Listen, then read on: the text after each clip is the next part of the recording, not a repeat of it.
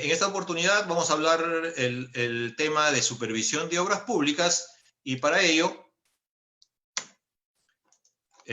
no sé qué pasó, ya, bien, para ello vamos a revisar un poco el marco normativo. Yo cuando hago mis capacitaciones me refiero mucho a lo que está puesto en los contratos, en la ley de contrataciones, en su reglamento, con el propósito de no desvirtuar lo que realmente la norma nos quiere decir, ¿no es cierto? Y la supervisión de obras, respecto a la supervisión de obras, ¿qué nos dice el reglamento de la ley de contratación del Estado vigente? Nos dice que durante la ejecución de la obra debe contarse de manera permanente y directa con un inspector o con un supervisor. Más adelante vamos a ver cuál es la diferencia entre uno y otro, según corresponda, porque según si una obra puede tener un inspector o un supervisor. Queda prohibida la existencia de ambos en una misma obra, y eso es evidente porque el inspector o supervisor es uno de los encargados, como vamos a ver, de anotar en el cuaderno de obra, ¿no? Conjuntamente con el residente. Son solamente dos personas las que anotan en el cuaderno de obra. Como consecuencia, no pueden haber, pues, dos profesionales o dos equipos o dos jefes de supervisión, ¿no? En una sola obra. Y vuelvo a insistir, vamos a ver luego cuáles son las diferencias de ellas, ¿no? Entonces, el inspector es un profesional o funcionario o servidor de la entidad. Quiere decir que si nombramos a un inspector para que haga la supervisión de una obra pública, este tiene que cumplir con esas características. Tiene que ser funcionario o servidor de la entidad.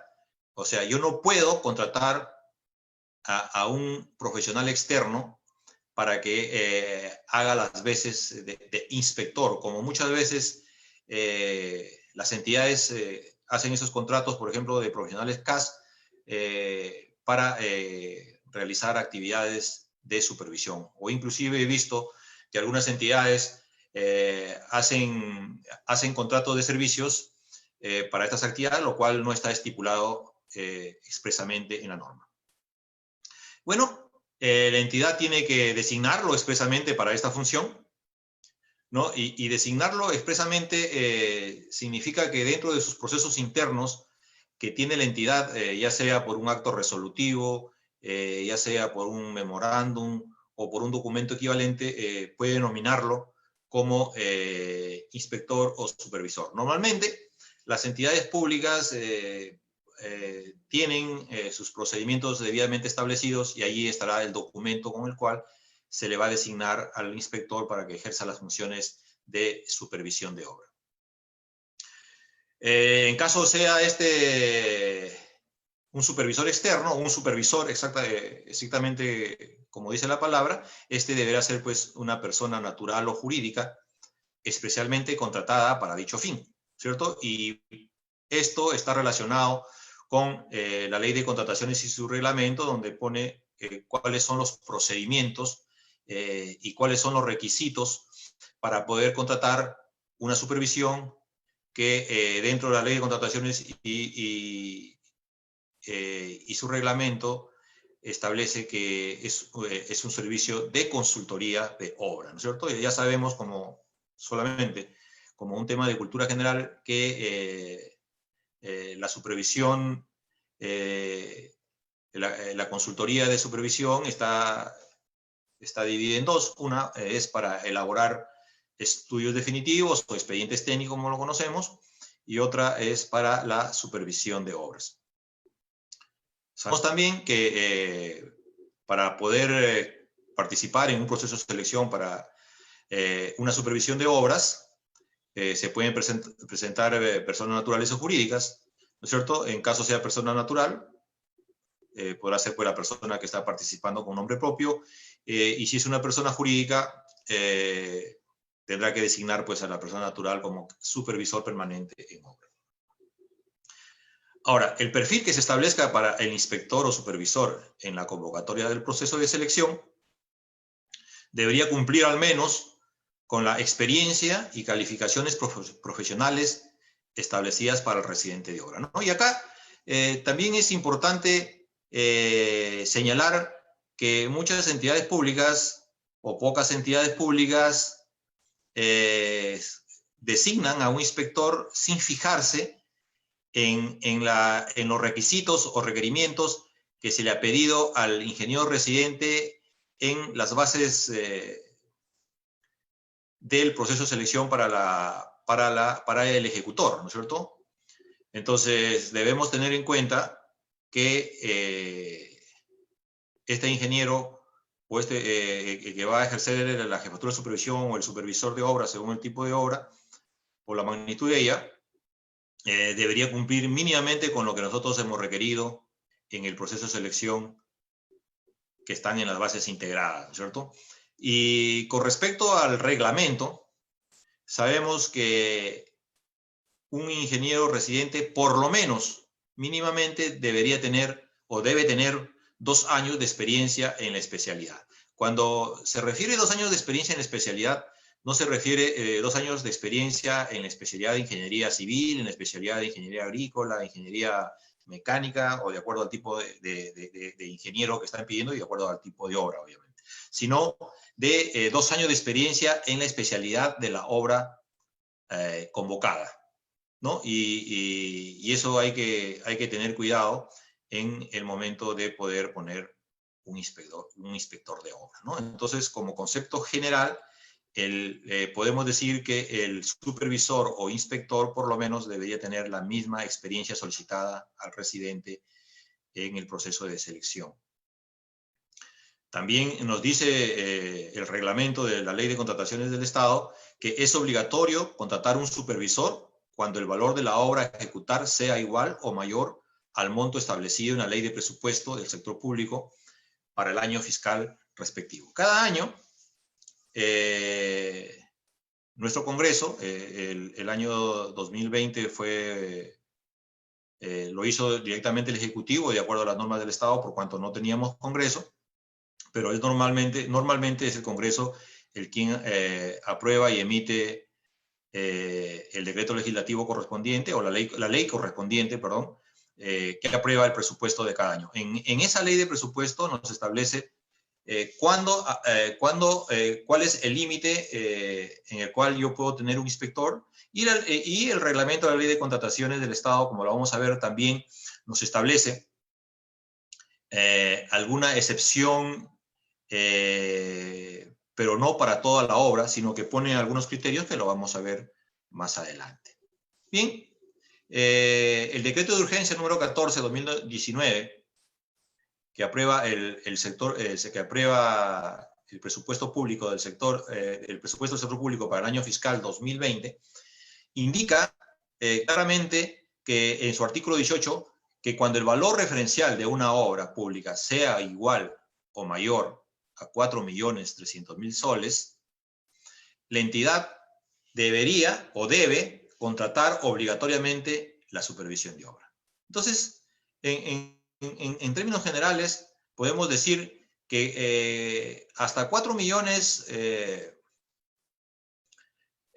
hasta antes de llegar a 4.300.000, nosotros como entidad pública, si tenemos personal o plantel técnico o un funcionario o profesionales de planta de nuestra institución, podríamos nosotros designar a un inspector, ¿no? Siempre y cuando, vuelvo a repetir, este inspector tenga pues las mismas consideraciones técnicas en lo que se refiere a experiencia que el residente de obra, el cual se ve verificado, vuelvo a repetir, en las bases integradas en el momento del proceso de selección. Ahí pedimos 2 años, 3 años, 4 años.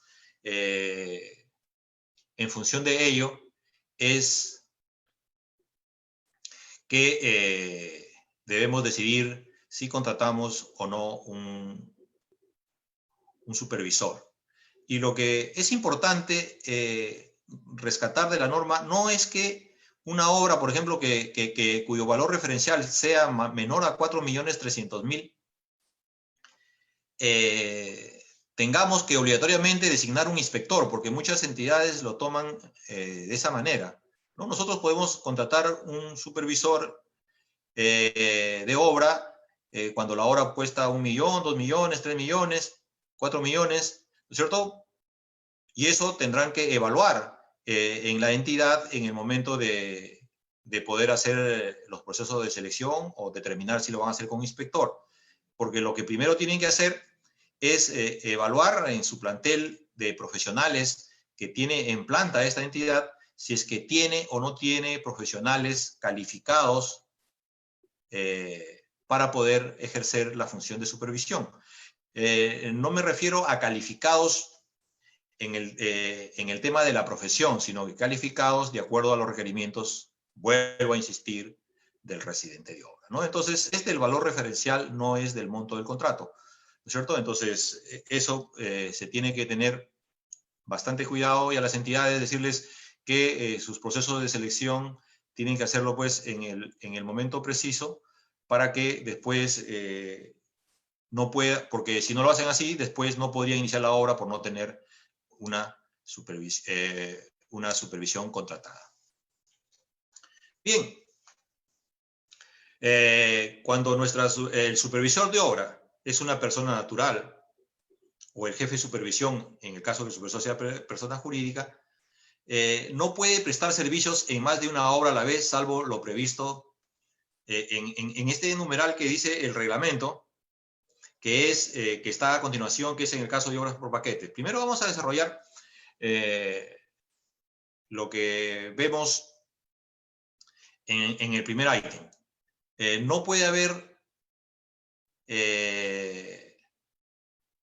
no puede prestar servicios en otra obra el ingeniero, en este caso supervisor. Tiene que estar en forma permanente y a tiempo completo en la obra, ¿no? Entonces, muchas entidades, por ejemplo, tienen obras pequeñas y contratan con un porcentaje de participación a los profesionales, en este caso a la supervisión, ¿no? Cosa que no corresponde. La única excepción que hace, y esto también va para los ingenieros en el momento de aceptar o no una contratación de este tipo, ¿no es cierto? Y la excepción solamente de que un supervisor puede haber en varias obras es que en caso la entidad convoque obras por paquete. ¿Qué significa unas obras por paquetes? Cuando agrupan varias obras y sacan el proceso de selección como uno solo, ¿no? Entonces, en ese caso, la participación, la participación permanente, directa y exclusiva del inspector supervisor es definida por los documentos del proceso de selección de la entidad, bajo responsabilidad, teniendo en consideración la complejidad y magnitud de las obras a ejecutar. Y esto tiene mucho que ver para el supervisor, si le contratan de esta manera para que supervise varias obras que están en un solo paquete, en un solo proceso de selección. Porque no olvidemos, y lo vamos a ver más adelante, que el supervisor tiene plazos para poder responder, por ejemplo, una consulta, o para poder hacer un informe sobre la necesidad de una ampliación sobre la necesidad de un adicional de obra, sobre la necesidad de mayores metrados, etcétera, etcétera, etcétera. Entonces, pero no va a poder hacerlo si es que él, en su participación real en cada obra de este paquete, va a estar definida en los procesos de selección, y es por eso que el reglamento de contrataciones dice que el plazo para este caso del supervisor comenzará a correr a partir del día que en su programación le corresponda estar en esa obra, por ejemplo, ¿no? Entonces, eso es muy importante. Por ejemplo, si yo como contratista anoto hoy día la necesidad de un adicional de obra y el supervisor tiene que hacer un informe a la entidad en 5 días para poder informar a la entidad y poder pronunciarse sobre la necesidad de ese adicional, entonces esos 5 días va a comenzar a correr desde la participación real del supervisor en esa obra. Si en esa obra el contratista anotó el día 15 de mayo, y de acuerdo a su programación que estuvieron puestos en las bases y también en el contrato, básicamente, que el ingeniero en esa hora le tocaba estar el 22 de mayo, entonces quiere decir que su plazo de los 5 días hábiles comenzarán a correr a partir del día que a él le toca participar, que fue el 20 y tantos de mayo, ¿no es cierto? Entonces, eso es importante para no entrar en incumplimiento por parte de nuestros supervisores en los plazos que requieran para dar respuesta o para poder hacer informes a la entidad en los casos que se le requiera. Bien, en forma general, esto vuelvo a repetir, de ahí vamos a ver ya casos prácticos, pero en realidad es importante ver qué cosa dice la normativa, en principio, con respecto a las funciones del supervisor de obra pública, ¿cierto? Válgase inspector o supervisor. Entonces, la entidad controla los trabajos efectuados por el contratista a través de nuestro inspector o supervisor, según corresponda. Miren ustedes cuáles son las funciones generales que le da el reglamento de la Ley de Contratación del Estado y que en este caso es obligatorio para el supervisor cumplirlas. Quien es responsable de velar directa y permanentemente por la correcta ejecución técnica, económica y administrativa de la obra. Y por eso al inicio yo les decía que es raro ver que en una obra hayan problemas en la ejecución técnica, ¿cierto?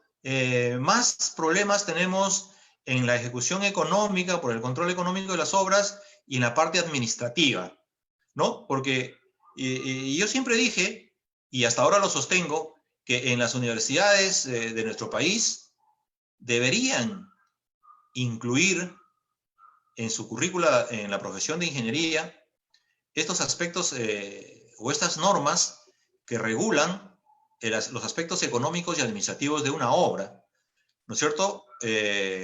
Porque la inversión pública en infraestructura es alta en nuestro país y como consecuencia muchos de los profesionales que salen de las universidades públicas y privadas van a tener que realizar ese trabajo.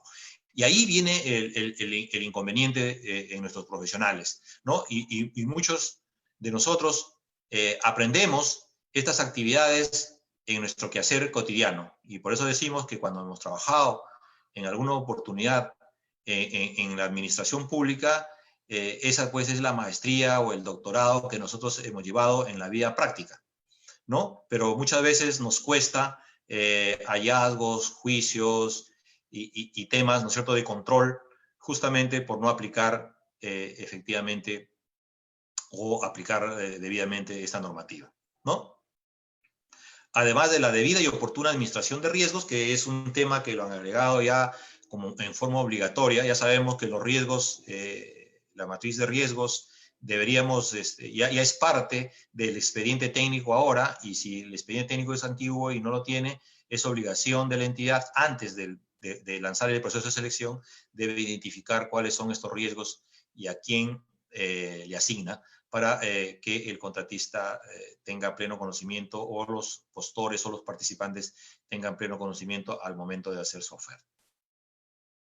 El supervisor debe absolver consultas también que formule el contratista, según lo previsto en los artículos que vamos a ver más a continuación, porque hay consultas que sí puede absolver el supervisor y hay consultas que no puede absolver el supervisor. En general, las consultas que no puede absolver el supervisor son aquellas en las cuales modifica el contrato, ¿no es cierto? O sea, el supervisor no puede, por ejemplo, autorizar la ejecución de un adicional, desde la parte más sencilla o elemental, ¿no es cierto?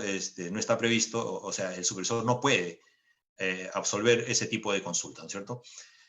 En una misma obra, el supervisor no puede ser ejecutor ni integrante del plantel técnico. Eso es obvio, pero sin embargo, la norma lo ha hecho para dejar claro que en ningún caso el supervisor puede tener una relación contractual con el ejecutor de obra, ¿cierto? Por cuanto su función, como vuelvo a repetir y como está puesto en la norma, es velar por la directa y permanente, por la ejecución correcta de la obra, ¿no?, en los aspectos técnicos, económicos y administrativos.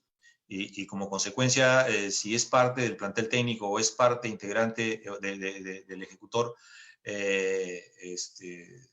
no puede ser juez y parte, ¿no? Entonces, eso hay que tener bastante cuidado a efectos de no tener dificultades. Vuelvo a repetir, ese es obvio, sin embargo, la norma lo ha establecido así.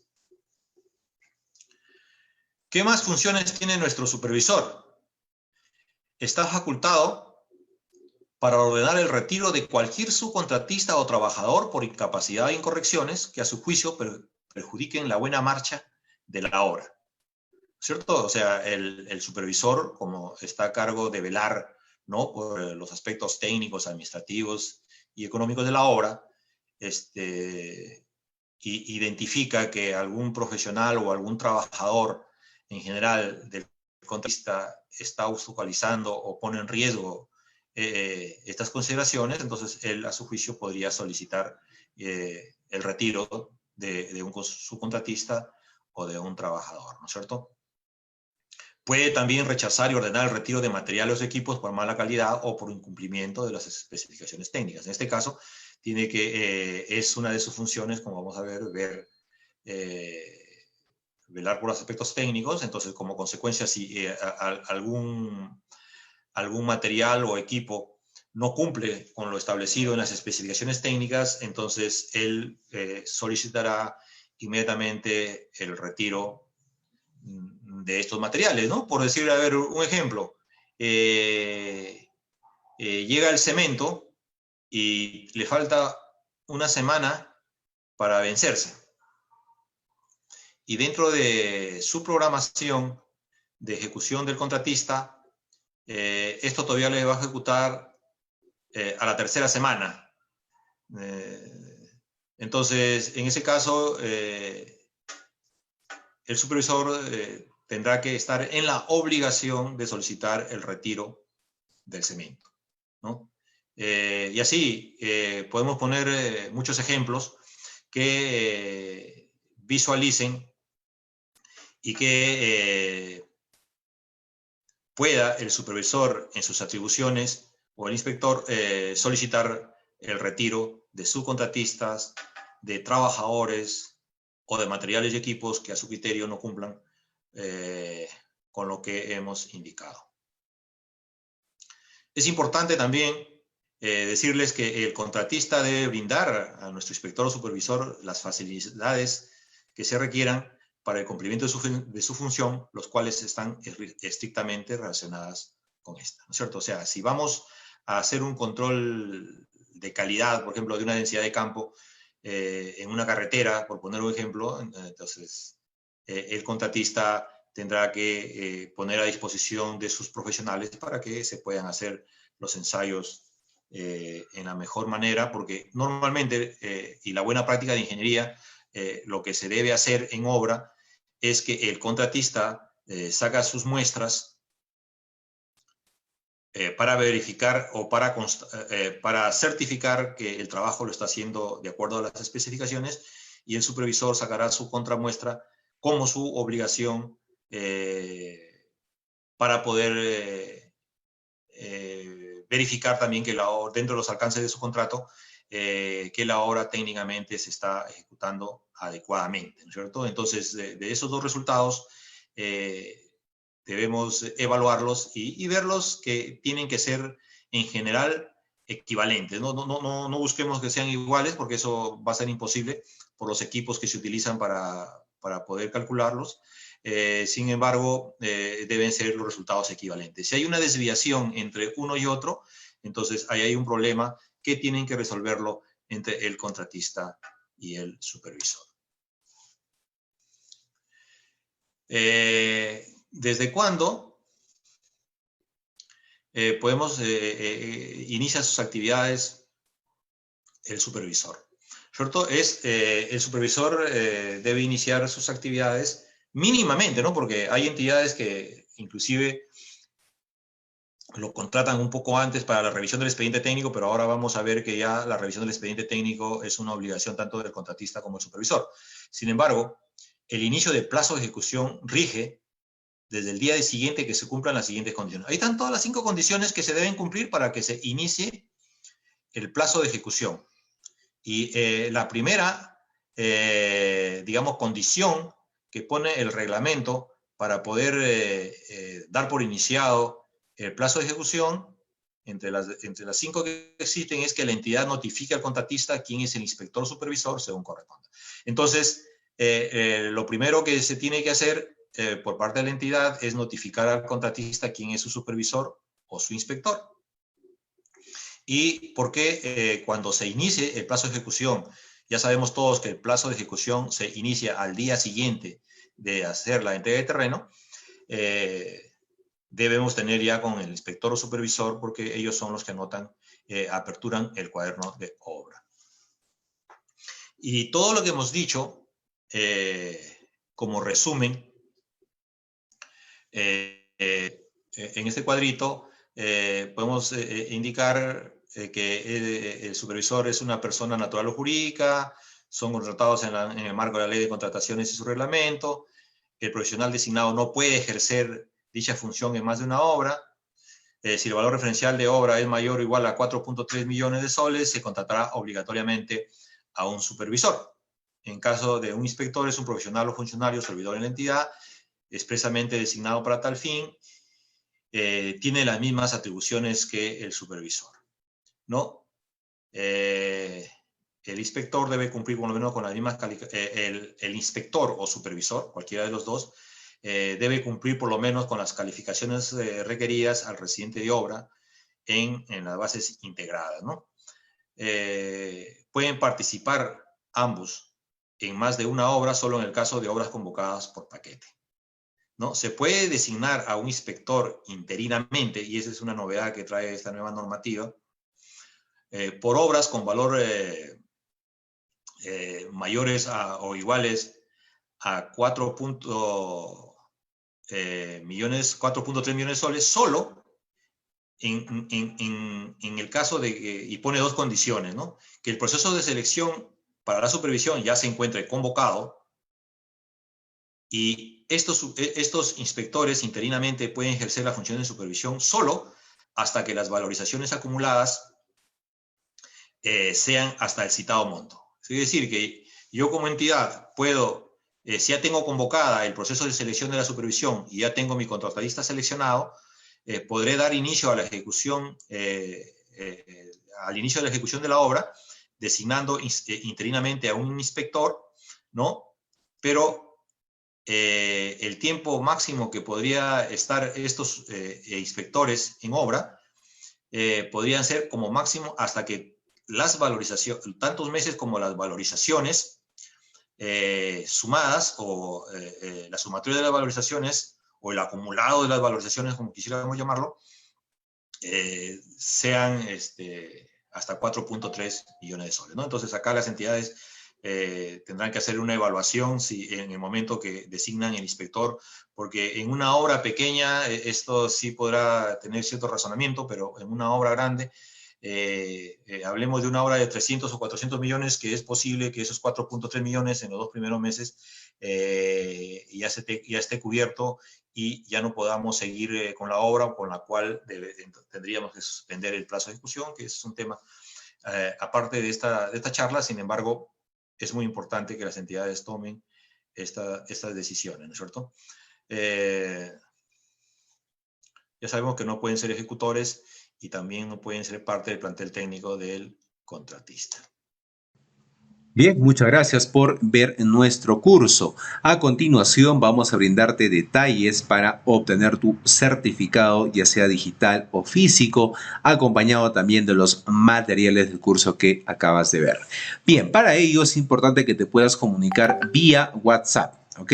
Vía WhatsApp al 954-428-884 o también al 930-627-791 vía WhatsApp. Y nuestros asesores te estarán brindando toda la información correspondiente y los pasos a seguir para obtener tu certificado aquí en Perú. Y también recuerda, estamos certificando aquí en Latinoamérica también, si estás fuera de Perú, como en México, Ecuador, Colombia, Panamá, República Dominicana y otros países también puedes certificarte escribiéndonos delante de los números que estamos apreciando en pantalla con el prefijo más 51. ¿Ya?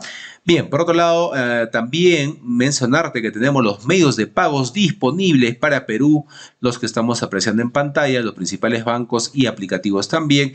Y para los pagos internacionales contamos con Western Union y PayPal para la adquisición de tu curso, los materiales y tu certificado. Bien, sobre el certificado tienes dos opciones. Puedes obtener la certificación en la modalidad digital o también el certificado en la modalidad en físico. Recordando que el certificado digital te va a llegar a tu correo con todos los materiales en alta resolución y con el código QR también para que puedas validar en nuestro sistema tu certificado. El certificado físico se envía por encomienda hasta tu ciudad. Previamente también los beneficios antes mencionados del certificado digital también te van a llegar, ¿no? Acompañado del documento original, el cual se te va a enviar por encomienda. Ya trabajando más de 4 años, estamos certificando a miles de profesionales aquí en Perú y también en Latinoamérica, ya en los diferentes cursos que estamos ofreciendo. Sobre el certificado físico, acotarte también que estamos haciendo los envíos a nivel nacional a todos los departamentos, válido para Perú y para todas las ciudades, a través de Cruz del Sur, a través de Olva Courier, ¿no? Los envíos se vienen realizando de manera diaria sobre el certificado físico, ¿ok? Bien, muchas gracias. Esa es la información respecto a la certificación. Ya ahí están los números una vez más para que puedas comunicarte vía WhatsApp para poder adquirir tu curso completo, los materiales también descargables y por supuesto tu certificado digital o físico. Antes de ello, invitarte a nuestra página web, ¿no? Directamente puedes ingresar en tu barra de navegación www.encap.edu.pe, todo en minúscula, todo corrido, sin espacio, para que puedas ingresar de manera correcta a nuestra página web y ver nuestro catálogo de cursos en las diferentes áreas. Ahí tienes también los convenios, de igual manera nuestros números oficiales permitidos y tenemos los cursos, diplomas y diplomas de especialización en las diferentes áreas, en las diferentes categorías: ambiental, arquitectura, construcción, contabilidad, comercio exterior, derecho, gestión pública, idiomas, ingeniería, minería, obras, pedagogía, recursos humanos, salud, seguridad y también la parte eléctrica. Ahí vas a poder encontrar todos los cursos, los temarios. Simplemente tienes que darle clic al curso de tu interés. Recuerda que tenemos un catálogo amplio de cursos con los diferentes docentes que contamos en nuestra institución. Bien, para encontrar también tu curso mucho más rápido, en la parte superior tienes un buscador. Puedes ingresar la palabra o frase del curso de tu interés y el sistema te estará dando los resultados de los diferentes cursos para que puedas seguir con la capacitación, puedas certificarte y puedas tener mejores oportunidades laborales también. Bien, entonces, gracias, ahí está toda la información respecto a la certificación. Proyectamos una vez más en pantalla nuestros números oficiales de nuestra institución ENCAP, ¿no? 951-428-884 o el 930-627-791. Estamos certificando aquí en Perú y también en Latinoamérica para los otros países cercanos a Perú.